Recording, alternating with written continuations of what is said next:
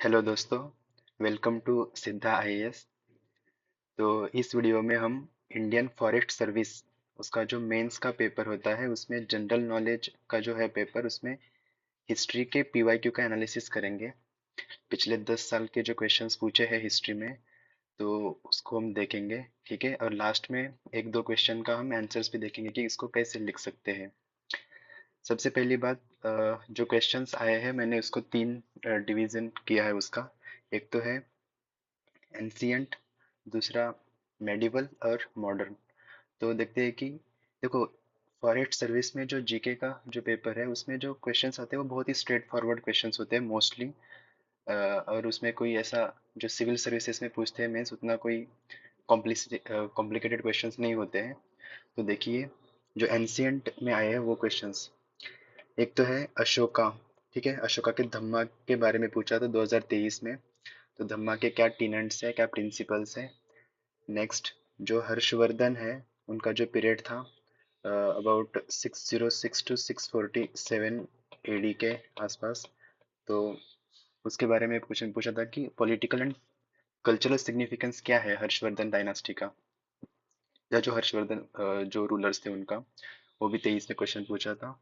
फिर देखिए हड़प्पा के बारे में, अ, जो फीचर्स ऑफ टाउनशिप है, मतलब जो रेक्टेंगुलर रोड्स होते हैं, या जो वहाँ पे जो घर होते हैं उनका जो स्ट्रक्चर है, या ब्रिक्स है उनका साइज, ये सारा, और सिटाडेल जो है, तो इनके सब के बारे में इसमें लिखना था। फिर है उपनिषद के बारे में, different how it is different from the वैदिक लिटरेचर। ओके, तो ये भी एंशिएंट 22 में पूछे हैं दोनों क्वेश्चंस। फिर है बुद्धा का प्रिंसिपल टीनेट्स क्या है, उसको आर्य सत्यानी, मतलब अहिंसा है, या नॉन डिस्क्रिमिनेशन है, या विमेन को इंक्लूजन करना है इसमें रिलीजन में, और किसी के अगेंस्ट मतलब देर इज अ कोई एक्सक्लूसिविटी नहीं है। ठीक है, ये जो प्रिंसिपल टीनेंट्स है बुद्धिज्म के उसके बारे में क्वेश्चन पूछा, बहुत ही स्ट्रेट फॉरवर्ड क्वेश्चंस है। ये तीनों क्वेश्चंस एंशियंट्स के 22 में आए थे। फिर देखिए cultural significance of India in the Indo China. तो इंडो चाइना वी नो जो है साउथ ईस्ट एशिया में है, वहाँ पे इंडिया का कल्चरल सिग्निफिकेंस क्या है। ये जो मेनली था ये चोलास के टाइम पे था। ओके, तो उसके बारे में है। फिर अशोका का जो सैक्रेडनेस है, तो देखिए इसमें क्वेश्चन कैसे रिपीट होते हैं। जो अशोका को जो धम्मा पूछा है 2023 में, 2021 में उसको ही उन्होंने अशोका का सैक्रेडनेस के बारे में पूछा, तो इसमें दोनों में ज्यादा अंतर नहीं है, क्वेश्चंस का आंसर हो तो थोड़ा सेम ही होगा। फिर देखिए aspect of the Mauryan period. अब aspect of the Mauryan period में क्या आएगा कि मतलब जो मौर्यन जो डायनास्टी थी, मतलब उसका इमर्ज कैसे हुआ, उसके कुछ ऐसे मतलब चंद्रगुप्त मौर्य है, he was a founder of Mauryan period. उसके बाद जो बिंबिसार सॉरी बिंदुसार जो थे, और अशोका, तो इनके एस्पेक्ट्स हमें लिखने हैं, उनका एडमिनिस्ट्रेशन कैसा था। ओके, फिर वहाँ पे मिलिट्री कैसी थी, तो ये सारी चीज़ें इसमें आएगी। आर्ट एंड कल्चर जो है ये सब। फिर देखिए चोला एम्पायर के बारे में पूछा है, administration and cultural features. Okay, तो फिर देखिए Roman trade with India in post Mauryan period, तो रोमन का ट्रेड कैसे रहा। ओके, जो शुंगा डायनास्टी, मतलब मौर्यन के बाद शुंगा डायनास्टी हुआ, या बाकी जो सारे डायनास्टी उनके टाइम में क्या था। फिर देखिए भक्ति मूवमेंट। भक्ति मूवमेंट को एक्चुअली हम इसको मिडिवल में भी ले सकते थे, लेकिन मैंने इसको यहाँ पे लिया है। इसमें उन्होंने द्वैत और अद्वैत के बारे में पूछा है, जो शंकराचार्य का है, माधवाचार्य का है। ओके, फिर देखिए अशोका का धम्मा फिर से। सो फॉरेस्ट में क्वेश्चंस मोस्टली क्या होते हैं कि रिपीटेड आते हैं। ठीक है, फिर देखिए causes of the rise of Buddhism and Jainism. मतलब जहाँ यहाँ पे क्वेश्चन था बुद्धा के प्रिंसिपल टीनेट्स का, और यहाँ पे उन्होंने पूछा है कि राइज ऑफ बुद्धिज्म और जैनिज्म के कॉजेस क्या है। मतलब ब्राह्मणिज्म का उस टाइम बहुत ही ज्यादा ये था।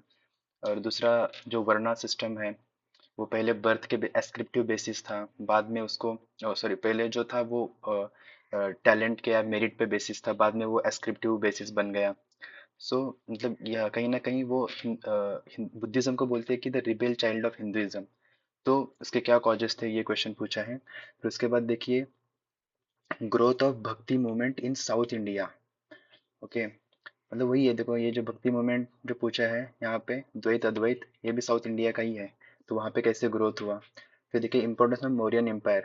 देखिए मौर्यन एम्पायर पे इतना कितना ज़्यादा फोकस है। एक तो मौर्यन यहाँ पे पूछा है, ठीक है। फिर ये Ashoka is also Mauryan part. फिर देखो पोस्ट मौर्यन में ये मौर्य तो नहीं है, लेकिन फिर देखिए ये तो aspects of the Mauryan period है, अशोका। फिर यहाँ पे जो फर्स्ट जो क्वेश्चन था अपना, अश्वत्थामा, ये सारे मतलब मौर्यन पे बहुत ही ज़्यादा फोकस है, तो हमें उस पर ज़्यादा फोकस करना चाहिए। फिर देखो हड़प्पा पे भी पहले क्वेश्चन पूछा है, उसका स्प्रेड और डाउनफॉल 2015 में क्वेश्चन पूछा है ये। फिर हाउ बुद्धिज्म, मतलब Buddhism, Mauryan period, Ashoka, this is very important section है इसका। इसमें क्या पूछा है कि हाउ बुद्धिज्म इन्फ्लुएंस्ड अशोका। देखो बुद्धिज्म अशोका लिंक किया है, डिसीजन मेकिंग और गवर्नेंस में क्या हुआ है। फिर देखिए चोला आर्ट। तो ये जो क्वेश्चन है चोला का, या फिर उन्होंने एक क्वेश्चन पूछा था कि जो चोला एम्पायर, मतलब यहाँ पे साउथ जो इंडियन जो एम्पायर है उसमें बस चोला पूछते हैं मोस्टली। और दूसरा ये जो इंडो चाइना का जो पूछा था, तो वो भी मोस्टली चोला का ही है। तो एक तो चोल, इसमें देखो अगर हमने कुछ अगर ऐसे पॉइंट्स हमें निकालना है, तो कौन से निकाल सकते हैं जहाँ पे क्वेश्चन पूछते हैं वो कंटिन्यू। एक तो है अशोका का, उन्होंने बार बार पूछा है। फिर वही अशोका और मौर्यन का हम एक साथ लिख सकते हैं। फिर है हड़प्पा के बारे में पूछा है। फिर बुद्धिज्म। तो ये सारे दोनों लिंक कर सकते हैं। फिर उसके बाद भक्ति मूवमेंट पे पूछा है, ओके। और चोला पे पूछा है। चोला को आप हर तरह से वैसे ही ले लो, जैसे चोला है या इंडो चाइना में इंडिया का जो इन्फ्लुएंस है वो चोला की वजह से ही था। उसको मतलब जो बे ऑफ बंगाल था उसको चोला चोला लेक बोलते थे, ठीक है। तो ये चार पांच जो पार्ट है उसको फोकस करना चाहिए आईएफएस के जनरल नॉलेज जो हिस्ट्री का जो पार्ट है उसके लिए। फिर आगे देखिए ये जो मेडिवल पार्ट, अब जो सेकंड जो है उसमें मेडिवल में क्या क्या पूछा है। एक तो शेर शाह के बारे में पूछा है, हाउ, मतलब इसका जो रेपुटेशन है, एक तो बाबर की तरह भी था और अकबर, इन दोनों का इसमें शेरशाह का, शेरशाह के एडमिनिस्ट्रेशन में हो या उसके जो वॉरियर जो क्वालिटीज थे उसमें ये दोनों का भी ये दिखता है इन्फ्लुएंस, तो ये उन्होंने पूछा है। फिर औरंगजेब, देखो औरंगजेब को सिविल सर्विसेज में कभी पूछा नहीं है, बस एक ही बार पूछा है शायद, लेकिन यहाँ पे फॉरेस्ट में औरंगजेब का आपको आगे देखोगे यहाँ पे भी औरंगजेब के डेक्कन पॉलिसी के बारे में पूछा है, स्पेशल रेफरेंस टू मराठास है। और मतलब ये औरंगजेब का यहाँ पे पूछा है उन्होंने। फिर देखिए कृष्णदेव राय के बारे में पूछा है, ये सीएससी में सिविल सर्विस में ये बहुत ही फेवरेट टॉपिक होता है यूपीएससी का। फिर मुगल आर्किटेक्चर के बारे में पूछा है, कैरेक्टरिस्टिक्स एंड फीचर्स। फिर mansabdari system is a steel frame of Mughal empire, okay. और दूसरा अकबर, मतलब इसमें अगर हमने देखा जाए तो एकदम मुगल्स का ज्यादा ही पूछा, मतलब मुगल्स का ही पढ़ना है मोस्टली। औरंगजेब है, अकबर है, या मुगल का जो एडमिनिस्ट्रेटिव सिस्टम है जैसे मनसबदारी पूछा है, ठीक है, मुगल का आर्किटेक्चर है। तो मोस्टली ये जो है देखो शेर शाह, और ये जो है ये थोड़े हटके क्वेश्चन है, शेर शाह है और कृष्णदेव राय, ये दो ही क्वेश्चन ऐसे कि अलग पूछा है, बाकी सब ये मुगल एम्पायर। तो अगर हमने यहाँ पे कुछ कंक्लूजन निकालना है तो दैट इज मुगल एम्पायर, या मुगल एम्पायर जो है उसको अच्छे से पढ़ना चाहिए, क्वेश्चंस इसी में से आएंगे मोस्टली। और बाकी कृष्णदेव राय तो वैसे भी सीएससी में हम पढ़ते हैं इसके बारे में। फिर देखिए जो थर्ड पार्ट है उसको वो है मॉडर्न इंडिया। तो उसमें कितना पूछा है, देखिए तो बाल गंगाधर तिलक, तिलक के बारे में पूछा, मेथड ऑफ पैसिव रेजिस्टेंस उन्होंने कैसे अप्लाई किया, ठीक है, ये 2023 में पूछा है। फिर emergence of socialist ideology in new and potent force in 1920s and 30s, India में सोशलिस्ट आइडियोलॉजी कैसे आई। एक तो हमने देखा है कि 1917 में रशियन रिवॉल्यूशन हुआ, ओके। 1920 में जो मानवेंद्र नाथ रॉय, एम एन रॉय, उन्होंने कम्युनिस्ट पार्टी ऑफ मेक्सिको वहाँ पे स्टार्ट किया था। फिर उसके बाद सुभाष चंद्र बोस है, जवाहरलाल नेहरू है। और बाकी जो इंडिया में जो रिवोल्यूशनरी मूवमेंट्स हो गए उसमें भी एक सोशलिस्ट या कम्युनिस्ट वो जो फोर्सेस थे उन्होंने यहाँ पे काम किया है। तो 1920s में और 30 में वो कैसे वर्क किया है उसके बारे में हमें बात करना है इसमें, ठीक है। फिर देखिए ग्रेट रिवोल्ट ऑफ 1857, ओके, इसके कॉजेस है, या वो ग्रेट रिवोल्ट कैसे है, हाउ इट स्प्रेड, हाउ मतलब स्प्रेड कहाँ कहाँ पे था, उसके लिमिटेशंस क्या थे, ये भी हम इसमें लिख सकते हैं। फिर देखिए दादा भाई नौरोजी के बारे में पूछा, उनका कंट्रीब्यूशन क्या था, मतलब 1967 से लेके मतलब बाद में, ठीक है। तो वो कांग्रेस में भी उन्होंने ये किया था, रहे थे। तो फिर उसके बारे में हमें लिखना है, राष्ट्र गुप्तार करके उनका एक न्यूज़पेपर भी था। फिर देखो, फिर यहाँ पे पूछा है कि 1857, यहाँ पे भी 18, दो दो दो क्वेश्चन, मतलब एक तो 22 में और 20 में। फिर क्रिप्स मिशन के बारे में पूछा है 2018 में। सोशल एंड रिलीजियस रिफॉर्म जो मूवमेंट है 2018, यस इसमें 2018 में पूछा है इसके बारे में। ये तो सिविल सर्विसेज में पूछते ही है। स्क्रिप्स मिशन भी सिविल सर्विसेज में बहुत बार पूछा गया है। फिर है ज्योतिबा फुले और पेरियार, इनका जो डिप्रेस्ड क्लासेस के लिए जो भी वर्क है उसके बारे में ये पूछा है। फिर देखिए गांधी, राइज टू पावर, देखो ये 2017 में पूछा, लेकिन उसके बाद कभी गांधी पूछा नहीं है, अगर आपने नोटिस किया होगा तो Gandhi is not that much favourite part in the forest service. ठीक है। फिर है ईस्ट इंडिया कंपनी का जो सोशल लेजिस्लेशन है उसके अर्ली 19th सेंचुरी में। सोशल लेजिस्लेशन जैसे कि 1829 में सती को बंद कर दिया उन्होंने।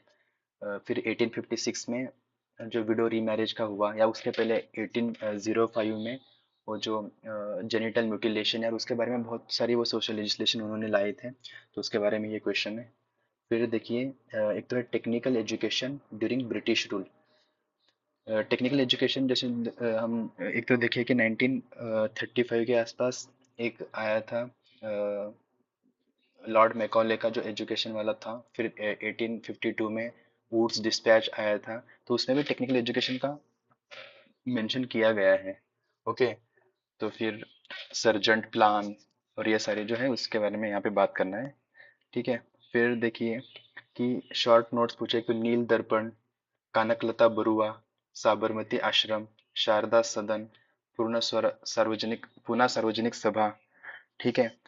और देखो ये 2016 में पूछा है। फिर Indo Tibetan relations during British, इसमें इंडो तिबेटन का क्या था कि जैसे ब्रिटिशर्स को तिबेट के बारे में इतना कुछ प्रॉब्लम नहीं था स्टार्टिंग में, उनको प्रॉब्लम्स था वो अफगानिस्तान से। ठीक है। तो बहुत सारे जो एक्सपीडिशंस हुए वो अफगानिस्तान को लेकर हुए हैं, लेकिन तिबेट को फिर भी 1905 के, मतलब 1904 के आसपास, जब young young husband mission Lord Curzon ने भेजा था। ठीक है। तो उसके बाद से वहाँ पे एक हमने ये करने की कोशिश की। फिर 1913 में या 1914 में एक बाउंड्री भी फिक्स किया गया था। तो क्या, तो ये रिलेशन के बारे में हमें उसमें बात करना है। और एक क्वेश्चन पूछा कि चंपारण सत्याग्रह। ओके, अगर मॉडर्न इंडिया में अगर देखा जाए तो मोस्टली जो इनका फोकस है वो, देखिए मतलब डाइवर्स फोकस है, ऐसा इसे कुछ कॉन्सेंट्रेटेड नहीं है। जैसे बाल गंगाधर तिलक के बारे में भी पूछा है, अगर पर्सनालिटी देखा जाए। दादा भाई नौरोजी के बारे में भी पूछा है, ज्योतिबा फुले या पेरियार है। गांधी जी के बारे में बस एक बार ही क्वेश्चन पूछा है। तो ये है। दूसरा 1857 पे क्वेश्चन हम एक्सपेक्ट कर सकते हैं इस बार 2024 के जो पेपर है उसमें। एक तो 2020 में भी पूछा है उन्होंने, और 2022 में पूछा है। तो एक साल गैप में पूछा है, तो 24 में ये क्वेश्चन आने की संभावना है। तो देखिए ये है।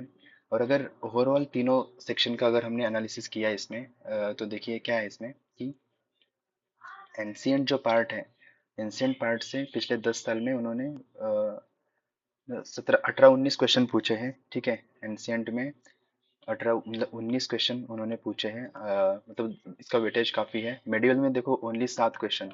तो अगर पढ़ना भी है तो एंशियंट को बहुत अच्छे से पढ़ना चाहिए, और उसमें से भी हमने कुछ कुछ टॉपिक्स देखे हैं, जैसे अशोका है, बुद्धिज्म है, ओके, या भक्ति मूवमेंट है, तो इनको हमें देखना चाहिए। बाकी मेडिवल में बस मुगल एम्पायर किया तो भी इट इज़ सफिशिएंट।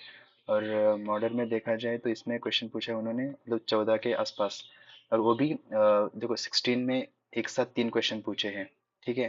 फिर 17 में दो दो तीन तीन क्वेश्चन 17 18 में पूछे, तो बाद में उसका जो वेटेज है वो कम होते गया है।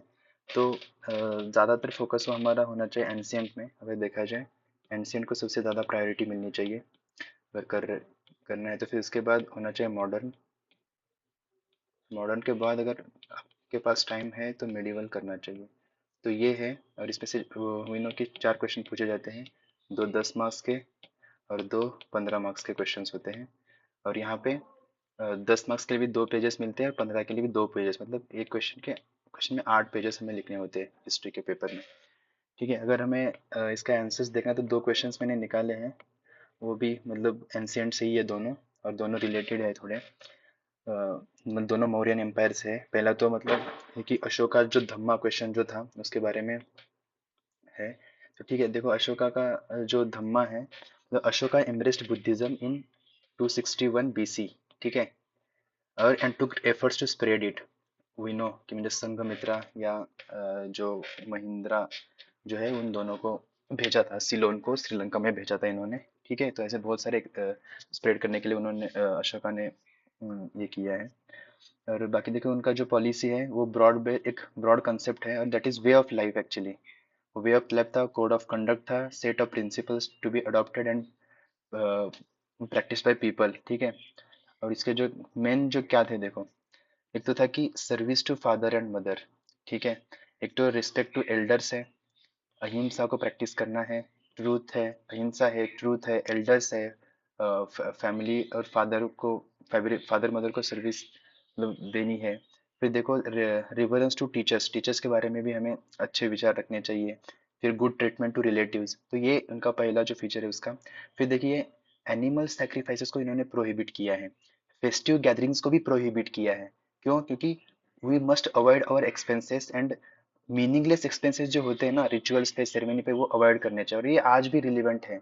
ठीक है, हम बहुत सारे सेरेमनीज पे, रिचुअल्स पे बहुत ज्यादा पैसा खर्च करते हैं, और इससे क्या होता है ना कि जिनका इकोनॉमिकली वीकर सेक्शन जो है, जिनके पास पैसे नहीं, तो वो एक डोमिनो इफेक्ट बन जाता है, तो वो भी इन सब चीजों में, तो इट लेड टू द मतलब इम्पोवरिशमेंट। एक साइकिल, विशियस साइकिल है, तो ये उन्होंने उस टाइम किया है। फिर देखिए एफिशिएंट ऑर्गेनाइजेशन ऑफ एडमिनिस्ट्रेशन, जैसे वो सोशल वेलफेयर के लिए उसका मेंटेनेंस, ठीक है, वेलफेयर के लिए किया। फिर continuous contact with the people होना चाहिए, और उन्होंने सिस्टम ऑफ धर्म धर्म यात्रा ये स्टार्ट की है। मतलब क्या है कि लोगों में यूनिटी होनी चाहिए, और यूनिटी तभी होगी जब लोगों में कांटेक्ट होगा। ठीक है, तो ये भी एक यूनिटी का हम बोल सकते हैं, हार्मनी का बोल सकते हैं, सोशल हार्मनी, ये सब चीजें। फिर देखिए human treatment of servants. Okay, human treatment of servant, जैसे by masters and prisoners, prisoners को भी हमें ह्यूमनली ट्रीटमेंट करना चाहिए। ठीक है, बाय गवर्नमेंट ऑफिशियल्स। फिर considerations of non violence to animals and courtesy to relations and liberty to Brahmins. देखो ब्राह्मण्स को भी उन्होंने लिबरलिटी देने की मतलब बात की है इसमें। फिर देखिए tolerance among religions, yes this is also very important aspect है इस धम्मा का। फिर देखिए कॉन्क्वेस्ट थ्रू धम्मा, मतलब बेरी घोषा से धम्मा घोषा उन्होंने किया था। बेरी घोषा मतलब हमें वार करना चाहिए किसी भी चीज को जीतने के लिए, लेकिन dhamma ghosha is a conquest by love. Okay, तो ये है, तो ये जो 7 जो प्रिंसिपल है, और ऐसे हमें लिखना चाहिए। और कंक्लूजन में अगर कुछ लिखना है तो हम थोड़ा ऐसा लिख सकते हैं कि जैसे Ashoka was the Ashoka the great बोलते हैं, या ग्रेटेस्ट ऑफ द किंग्स बोलते हैं अशोका को। H.G. वेल्स जो उन्होंने बोला था कि Ashoka shines and shines almost alone a star, ये बोला था। तो ये हमारा एक कंक्लूजन का पॉइंट हो सकता है। ठीक है, फिर अशोका को बेनिवोलेंट एडमिनिस्ट्रेशन, मतलब he was a benevolent administration in by his words. मतलब ऐसा नहीं कि बस बेनिवोलेंट एडमिनिस्ट्रेशन बोल दिया, तो ऐसा कोई नहीं है कि walk the talk, he was a person like that. और उन्होंने क्या किया कि वेलफेयर ऑफ ह्यूमैनिटी, ये उनका मेन उद्देश्य था धम्मा लाने का। तो देखिए अशोका ने अगर बुद्धिज्म को अडॉप्ट भी किया है, तो उनका जो धम्मा है that is very much different, मतलब पूरा डिफरेंट नहीं कह सकते, लेकिन दैट वाज, उन्होंने उसको एक अलग से ही ये करने की दिखाने की कोशिश की है। जैसे वी हैव, मतलब हमें पता है कि जो एडिक्ट्स थे जो अफगानिस्तान में जो खरोस्ती लैंग्वेज में थे, वहां पे भी ये कुछ अलग से लिखा गया था। और बाकी सारे जो रॉक एडिक्ट्स है या माइनर एडिक्ट्स है उसमें ये मिलते हैं, अशोका के जो प्रिंसिपल्स थे धम्मा के वो मेंशन्ड है। यस, तो इस क्वेश्चन को ऐसे हम एड्रेस कर सकते हैं, और वी कैन एक्सपेक्ट ये क्वेश्चन फिर से रिपीट हो सकता है, 24 में भी ये रिपीट हो सकता है। फिर देखिए दूसरा मौर्यन एडमिनिस्ट्रेशन, मतलब ये अशोका के बारे में नहीं है, लेकिन ये ओवरऑल एक मौर्यन एडमिनिस्ट्रेशन जो था, जो हमने बात किया कि चंद्रगुप्त मौर्य ने जो है, चंद्रगुप्त मौर्य उन्होंने इस्टेब्लिश किया था। ठीक है, जो मौर्यन एम्पायर है, he took the support of Kautilya, Kautilya को विष्णुगुप्त भी बोलते हैं या चाणक्य भी बोलते हैं, तो उनका सपोर्ट लेके उन्होंने धनानंद जो था मगध एम्पायर का सबसे लास्ट जो किंग था, उसको उन्होंने हरा के मौर्यन एम्पायर का एस्टेब्लिशमेंट किया था। ठीक है, अगर जब एडमिनिस्ट्रेशन पे क्वेश्चन आए तो उसको हम कैसे देख सकते हैं, एडमिनिस्ट्रेशन के कुछ ऐसे एक तो सेंट्रल गवर्नमेंट का एडमिनिस्ट्रेशन कैसे होता है, फिर एडमिनिस्ट्रेशन में रेवेन्यू डिपार्टमेंट है, आर्मी है, department of commerce and industry को कैसे मैनेज किया है, फिर जुडिशियल और पुलिस डिपार्टमेंट को कैसे उन्होंने मैनेज किया था, फिर सेंसस का क्या क्या हाल था, और प्रोविंशियल एंड लोकल एडमिनिस्ट्रेशन के बारे में हम ये सारे हेड्स में इसका देखेंगे। ठीक है, अब देखिए सेंट्रल गवर्नमेंट जो है मोस्टली मोनार्की थी। अगर इफ यू सी कौटिल्य का जो अर्थशास्त्र बुक है जो संस्कृत में लिखा है, उन्होंने उसमें बोला है कि मोनार्की ये होना चाहिए। उन्होंने मोनार्की को सपोर्ट किया है।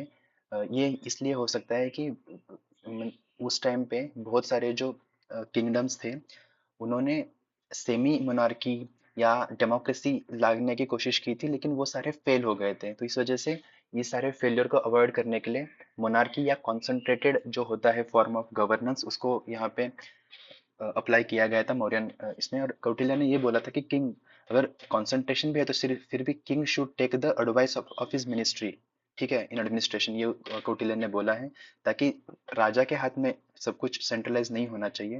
देखो सीओएम मतलब काउंसिल ऑफ मिनिस्टर को वहाँ उस टाइम मंत्री परिषद बोलते थे, अभी भी मंत्री परिषद ही बोलते हैं। मतलब अगर आपने कभी देखा है तो अभी जो मोदी एडमिनिस्ट्रेशन है, मोदी गवर्नमेंट, उसमें उनका जो मंत्री परिषद है, सीओएम को मंत्री परिषद ही बोलते हैं। फिर उसमें देखो कौन से होते थे, एक तो पुरोहित मतलब पंडित भी बोलते हैं इनको, महामंत्री, सेनापति, युवराज, ठीक है। तो हम इसको याद रख सकते हैं कि पीएम एस वाई ऐसे कोई स्कीम, पीएम के एस वाई स्कीम है, इसको हम के निकाल के रख सकते हैं। पुरोहित है, महामंत्री थे, सेनापति थे या युवराज थे। ओके। फिर देखिए अमात्य जो है उसको आज के आईएएस के तरह हम ले सकते हैं कि amatya is like IAS to look after the day to day administration, ठीक है। फिर देखिए अशोका अपॉइंटेड धम्म महामंत्री, मतलब ये देखो ये जो था, ये बाकी सारे जो चंद्रगुप्त थे या बिंदुसार थे, तो उनके टाइम पे ये सब कुछ चल रहा था, सबके टाइम में चल रहा होता था, लेकिन अशोका ने अलग से उसमें एक धम्म महामंत्री उन्हें अपॉइंट किया, जो धम्मा को स्प्रेड कर सके। फिर देखिए रिवेन्यू डिपार्टमेंट कैसे था, एक तो समाहर्ता was the chief of revenue department, ठीक है। और लैंड है, इरिगेशन है, कस्टम्स, शॉप टैक्स एटसेट्रा, बहुत सारे, फेरी टैक्स हुआ या टूरिस्ट पे कुछ टैक्स हुआ, तो इन सर पे टैक्स लगता था। और लैंड फॉर एग्जांपल जैसे लैंड का जो था उसमें 1/6 ऑफ द लैंड रेवेन्यू जो, तो उतना टैक्स उस पे था। फिर देखिए उसके बाद है आर्मी। आर्मी का जो हेड था वो सेनापति था, ठीक है। और सैलरीज उस टाइम पे कैश में पे की जाती थी, ठीक है। तो ये एक डिफरेंट चीज थी, बिकॉज हमने आगे भी जगह जगह अगर हमने देखा मनसबदारी सिस्टम जो था मुगल के टाइम पे, उस टाइम भी उन्होंने कैश में पेमेंट नहीं किया है, ठीक है। मनसबदारी या जमींदारी, जो मनसबदारी सिस्टम क्या करते थे कि वो खुद अपना आर्मी मेंटेन करते थे, और उनके अंडर कुछ एरिया होता था, उसके उससे ही वो थोड़ा टैक्स कलेक्ट करते थे, ठीक है, या उससे उनसे कुछ वो मैनेज करते थे वहां पे। लेकिन ये जो सैलरी कैश में पे करना है, ये मौर्यन एम्पायर का एक एक करेक्टरिस्टिक्स है, ठीक है। फिर देखिए 6 लाख इन्फेंट्रीज थे उसके, उनके यहाँ पे। फिर उसमें 4 विंग्स थे, जैसे आर्मी होता है, नेवी होता है, ट्रांसपोर्ट, सप्लाई, ऐसे कुछ थे। फिर देखिए ईच अंडर कंट्रोल ऑफ अध्यक्ष, जो सारे जो विंग थे एक अध्यक्ष के अंडर थे, और सुपरिटेंडेंट भी बोलते हैं उनको, मतलब एज ए सुपरिटेंडेंट लाइक अध्यक्ष मेन। फिर देखिए department of commerce and industries में क्या है कि controlled retail and wholesale prices, जो आज भी करते हैं। जैसे एक एक्ट है, तो उसके अंदर हम क्या करते हैं कि जो स्टॉक्स करने की कोशिश करते हैं लोग, होर्डिंग करने की कोशिश करते हैं, उसको मतलब कमोडिटीज प्राइजेस एक्ट जो है, ठीक है, उसके अंदर उसको भी कंट्रोल कर, आज भी हम करते हैं चीज, ठीक है। ये किस लिए होता है, क्योंकि सप्लाई जो है और डिमांड है, इनके बीच में एक बैलेंस रहा रहे, बैलेंस होना चाहिए, और सप्लाई स्टेडी होना चाहिए। और ये ऑफिसर्स जो, उनको भी अध्यक्ष बोलते थे, ठीक है। अध्यक्ष के थ्रू ये इनको हैंडल किया जाता था। फिर देखो उन्होंने वेट्स एंड मेजर को भी कंट्रोल करने की कोशिश की है, जो कस्टम ड्यूटीज और फॉरेन ट्रेड पे जो रेगुलेट मतलब उससे होता था। फिर देखिए जुडिशियल सिस्टम, उसमें एक तो सिविल एंड क्रिमिनल कोर्ट था दोनों में। सीजेआई जो था सुप्रीम कोर्ट का, उसको धर्माधिकरीन ऐसे बोलते थे। एक तो सुप्रीम कोर्ट हो गया, उसको धर्माधिकरीन जो सीजेआई का बोल दिया। फिर एक सबॉर्डिनेट कोर्ट्स होते थे, उसमें प्रोविंशियल लेवल पे वो अमात्य पे होते थे। We know amatya is like IAS officer, ठीक है। आज भी हम उसको डिस्ट्रिक्ट मजिस्ट्रेट बोलते हैं, डीएम। तो डीएम के अंडर वो मजिस्ट्रेट जो है ना, वो मजिस्ट्रेट के पास पहले ये पावर्स थी, लेकिन बाद में वो पावर्स निकाल दी गई है। लेकिन कुछ कुछ चीज़ों में अभी भी डीएम अपना एज अ जो मजिस्ट्रेट है वो काम कर सकता है, ठीक है, लेकिन वो बहुत ही माइनर लेवल पे होते हैं। फिर देखिए डिफरेंट काइंड ऑफ पनिशमेंट्स उस टाइम पे भी थे, तो जैसे कोई फाइन लगा दिया, ठीक है, इम्प्रिजनमेंट कर दिया, टॉर्चर किया, या डेथ भी पेनल्टी उस टाइम पे थी। टॉर्चर करना भी अगर ट्रूथ निकालने के लिए, जो उस टाइम ये भी मेंशन था। फिर देखिए पुलिस एडमिनिस्ट्रेशन कैसे था कि police station in all provincial centres, सब प्रोविंशियल सेंटर पे पुलिस स्टेशन तो था ही, जेल और जेल ऑफिशियल्स भी थे। और हमने जो देखा है पहले, जो अशोका का जो धम्मा है उसमें इन्होंने बोला है कि जो जेल इनमेट्स है उनके लिए भी उनके अंदर एक कंपैशन होना चाहिए, ठीक है। तो उसको हम ऐसे भी याद रख सकते हैं। फिर देखिए सेंसस जो है, परमानेंट सेंसस डिपार्टमेंट था उस टाइम पे, जैसे अब हमारे यहाँ पे होम मिनिस्टर के अभी भी वो जो है ना, रजिस्टर ऑफ जो सेंसस जो है, रजिस्ट्रार ऑफ सेंसस करके, वैसे उस टाइम पे भी एक था, रेगुलर सेंसस होता था, ठीक है। उस टाइम पे भी कास्ट एंड ऑक्यूपेशन को, डिटेल ऑक्यूपेशन के जो डिटेल्स थे वो लिए जाते थे सेंसस के टाइम पे, मतलब ये भी लिया जाता था। फिर उनके पास कितने एनिमल्स है उसका भी काउंट रखा जाता था, ठीक है। तो देखिए उस टाइम सेंसस कितना एक मॉडिफाइड या हम बोलते हैं मॉडर्न टाइप का था। फिर देखिए प्रोविंशियल एंड लोकल एडमिनिस्ट्रेशन कैसा था।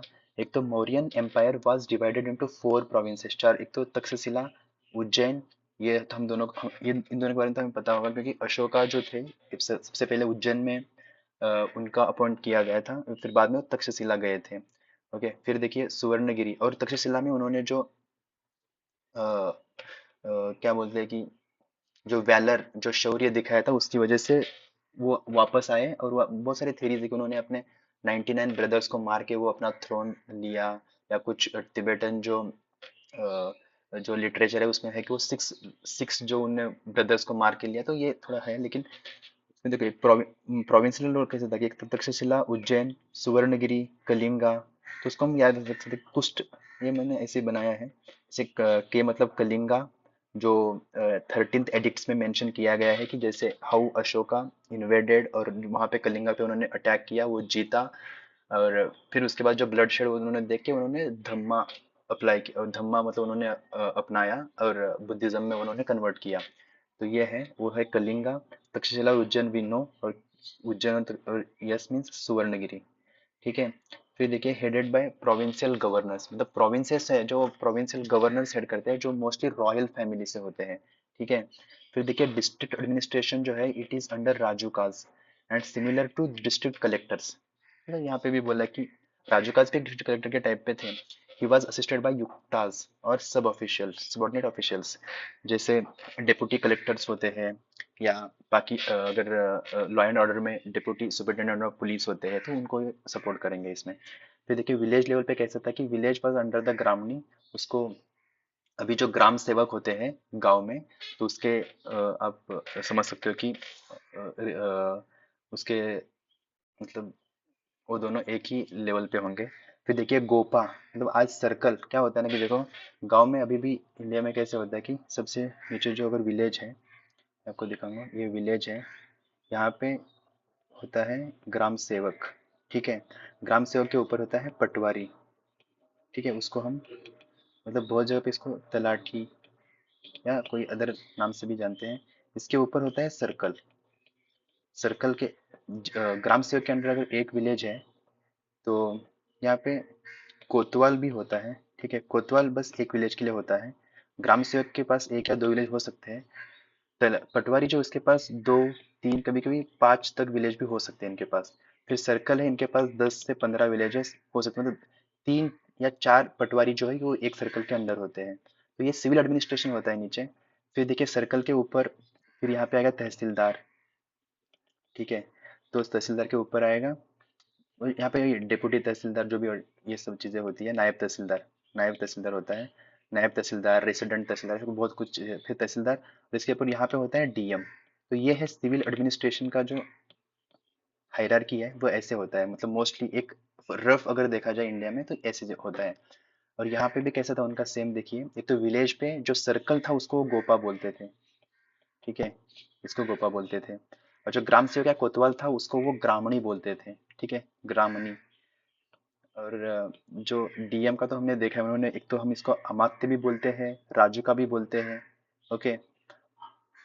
फिर देखिए म्युनिसिपल एडमिनिस्ट्रेशन जो था उसको नागरिक बोलते हैं, ठीक है, नागरिका या नागरिक, उसको सिटी सुपरिटेंडेंट, मतलब आज के टाइम पे जैसे म्युनिसिपल कमिश्नर होता है, ओके, तो उस टाइप से। तो ये ऐसे हम लिख सकते हैं इसको, अगर क्वेश्चन इसमें, तो मैंने सेकंड वाला जो क्वेश्चन इसको थोड़ा बहुत ही कॉम्प्रिहेंसिवली कवर करने की कोशिश की है, ताकि ये थोड़ा कॉम्प्रिहेंसिव भी है। और दूसरा ये है कि इस पे अगर कोई भी क्वेश्चन आए तो उसको लिख सकते हैं हम। ओके, तो ये चीज़ें हैं देखो। तो मैं समझता हूँ कि इतना आप समझ में आ गया होगा कि इसको इसका आंसर्स कैसे लिखने होते हैं। ये मोस्टली थोड़ा IFOS के लिए है, और लेकिन ऐसे क्वेश्चंस तो सिविल सर्विसेज के मेंस में भी आते हैं, तो आप उसके लिए भी देख सकते हो। So guys, thank you so much.